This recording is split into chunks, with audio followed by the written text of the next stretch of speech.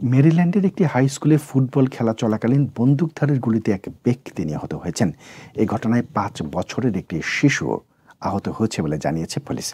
Football খেলায় গুলি চালিয়ে পালিয়ে যাওয়া সন্দেহভাজন ব্যক্তিকে খুঁজছে police. Prince George county police এক বিবৃতিতে জানিয়েছে, অক্সন হিলের পোটোম্যাক হাই স্কুলের বাইরে এ দুর্ঘটনা ঘটে। পুলিশ জানিয়েছে, কর্মকর্তারা অজ্ঞাত পরিচয় ওই প্রাপ্তবয়স্ক ব্যক্তিকে গুলিবিদ্ধ অবস্থায় উদ্ধার করেছেন। উদ্ধার করে তাকে দ্রুত হাসপাতালে নিয়ে যাওয়া হলে কর্তব্যরত চিকিৎসক তাকে মৃত ঘোষণা করেন। এ ঘটনায় ৫ বছরের একটি শিশু আহত হয়েছে বলে জানিয়েছে পুলিশ। এক বিবৃতিতে পুলিশ বলেছে, শিশুটির আঘাত তেমন গুরুতর নয়, তারপরেও সেই শিশুকে হাসপাতালে নিয়ে যাওয়া হয়েছিল।